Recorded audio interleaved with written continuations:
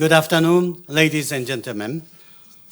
I will highlight a few points from my statement to the IAEA Board of Governors this morning. The new IAEA Insect Pest Control Laboratory will be inaugurated on September 25th.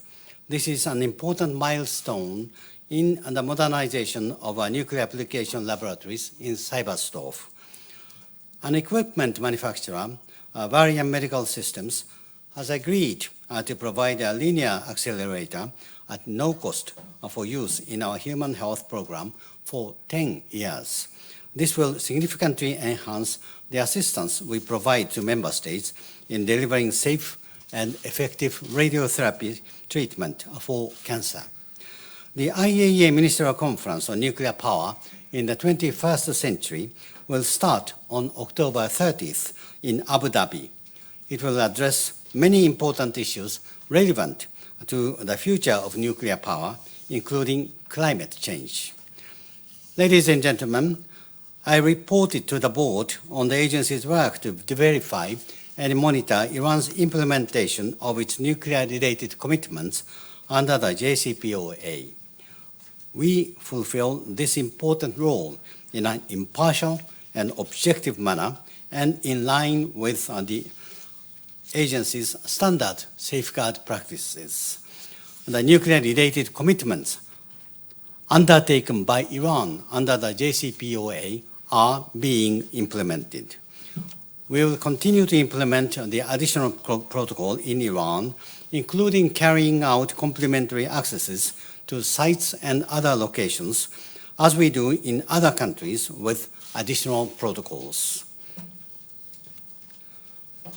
The nuclear test by North Korea on September 3rd is extremely regrettable. This new test, the sixth and largest since 2006, is in complete disregard of the repeated demands of the international community. Last month, a DPLK team was formed in the Department of Safeguards. The aim is to enhance our capability to monitor the DPLK's nuclear program and remain prepared for the agency's possible return to the country once political developments make that possible. I call upon the DPLK to comply fully with all relevant resolutions of the United Nations Security Council and the IAEA. Finally, I invite all of you to participate in the 2017 Scientific Forum on Nuclear Techniques in Human Health, which starts next Tuesday. I will now be happy to take your questions. Any questions? Yes. Can you identify yourself? Okay. Thank you, Mr. Secretary General. This is Jafari from Iran News Agency. And concerning the recent trip to Vienna by Ms. Nikki Haley, American representative to the United Nations, and can you explain? Did she have a specific demand from the United States because from the agency? Because she later on she asked for the inspection of Iranian military sites, and as you said in your statement today, the agency will continue carrying out complementary accesses to sites and other locations. Is it include military sites, or what is the specifics of that? Thank you. First, with respect to the visit of Ambassador Haley, we have the interaction with our member states from time to time, and this was one of the interactions between our member states and the IAEA. In my understanding, her objective of visiting Vienna is to find information, and she asked many questions. We have provided factual answers to her questions. It is the practice of the IAEA not to disclose the content of this diplomatic interactions. For the second question, the whether military, including military location sites or not. Since the implementation day in 2016, the IAEA has been implementing the additional protocol in Iran. And in the implementation of additional protocol, when we identify a need, we provide the opportunity for clarification, and we request access. And we do not distinguish civilian location sites and military. This principle is very well established, and it applies to all countries, including Iran.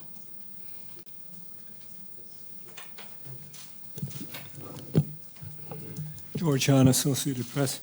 DG, you said in your statement and to us that Iran is meeting the nuclear-related commitments outlined in the JCPOA, but you're very careful in your reports not to use such terminology. You restrict yourself strictly to reporting what you see. Can you explain the difference in approach between the two statements? And is this basically endorsing the view that Iran is in keeping with the deal? In light of Mr. Alang's statement, or what? Sorry? I couldn't hear you well. I said you, in your statement and to us, you said that Iran is meeting its commitments in the JCPOA, and in your report, you avoid such term and you basically restrict yourself to reporting what your people have seen. So I'm just wondering what the difference is, and is your statement here basically saying that Iran is keeping its commitments? There's no difference. It is not the first time that I said that I made a statement. I said in my statement that the nuclear commitments undertaken by Iran under the JCPOA are being implemented.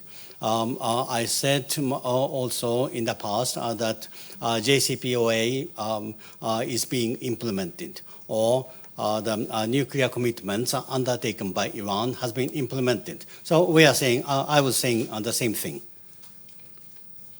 Yes, François. DG, François Murphy from Reuters. I'm here. Just to get back to the question of your interactions with Nikki Haley, you said the content of your discussions is confidential, but upon returning to the United States, she said publicly that there are hundreds of sites with suspicious activity that the agency hasn't been to, and that's a problem. What's your response to that? I do not make comments on her remarks. So if you have questions on her remarks, please ask her. But I will tell you that suspicious site is not the safeguard language. We say that when we identify need, we provide a country, in this case Iran, the opportunity to clarify, and we request, when we find need, we request access. That is what we say. And also, in order to draw broader conclusion, we have to have many complementary access. And we have already had many complementary access in Iran after the implementation day, and we will continue to have many complementary access in Iran.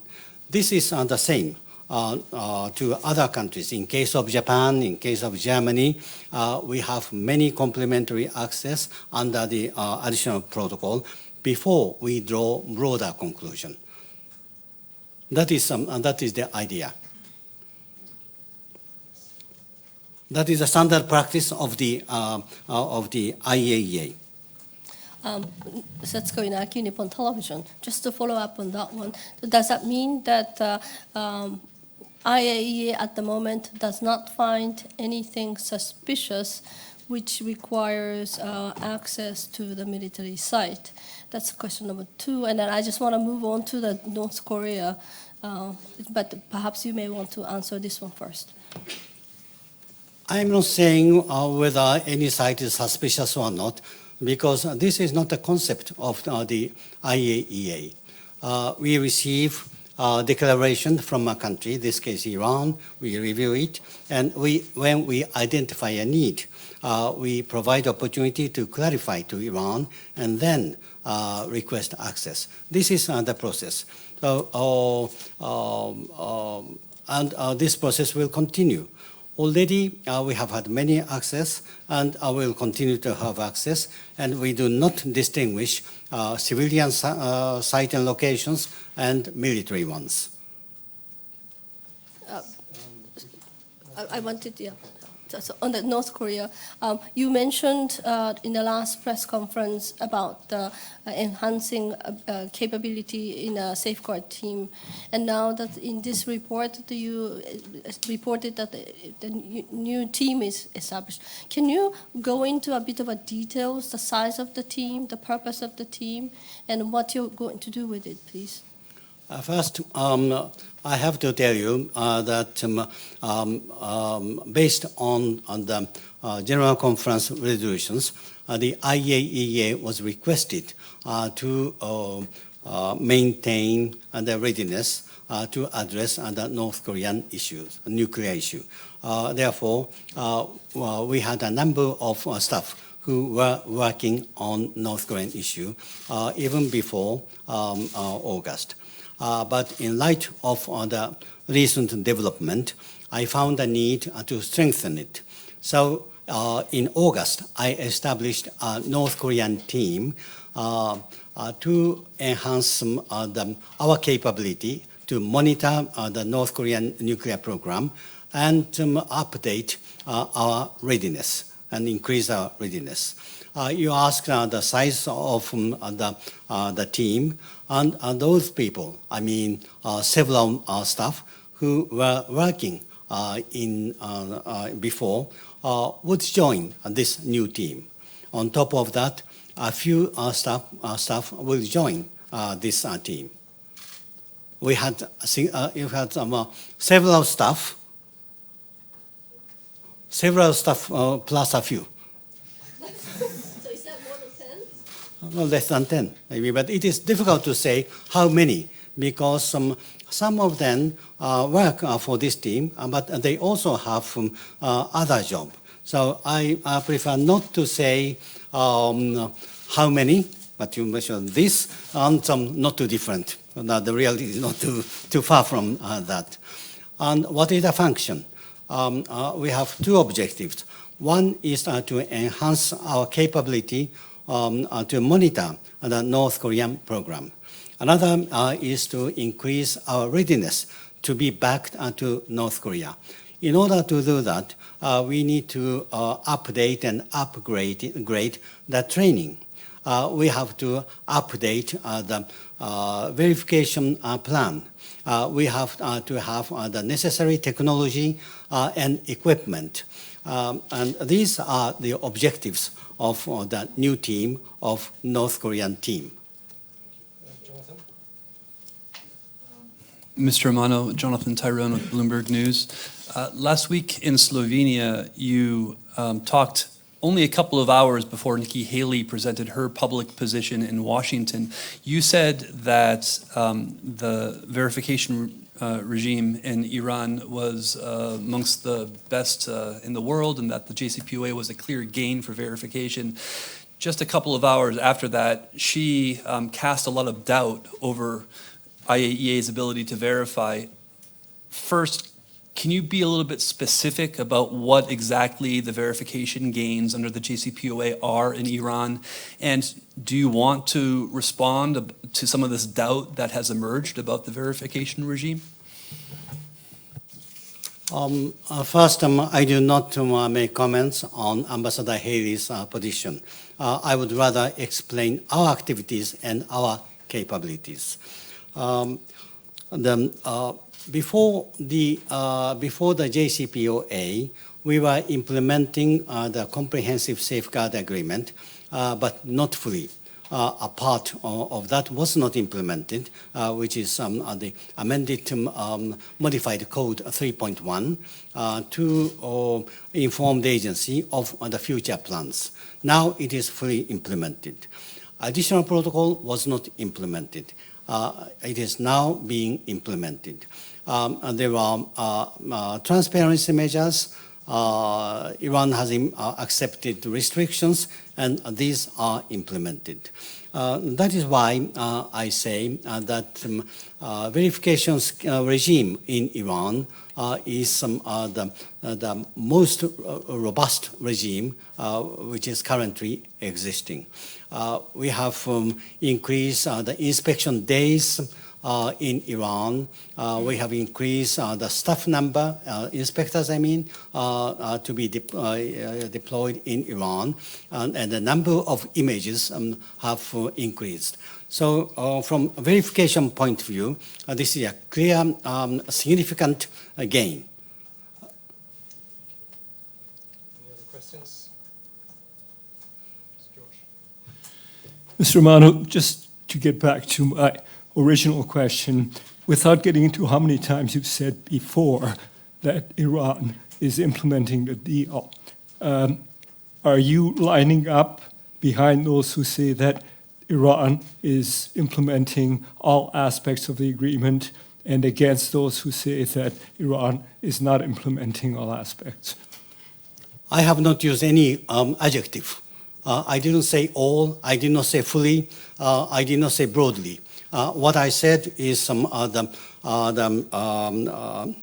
nuclear-related commitments undertaken by Iran under the JCPOA are being implemented.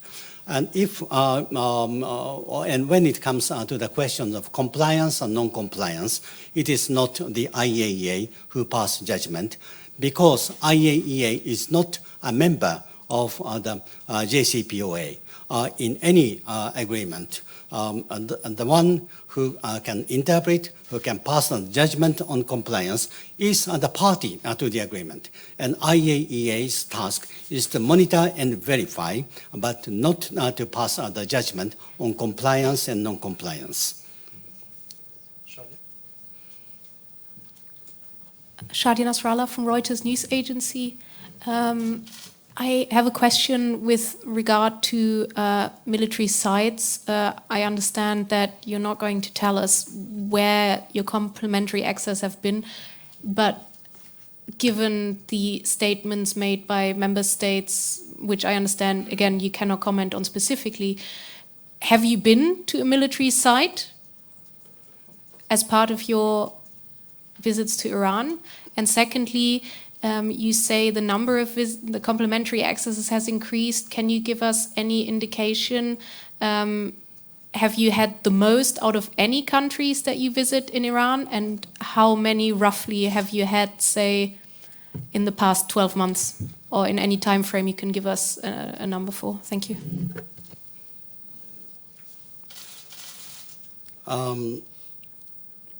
First, regarding the number of complementary access, that is a part of the safeguard confidential information, and I cannot tell you how many complementary access we have had.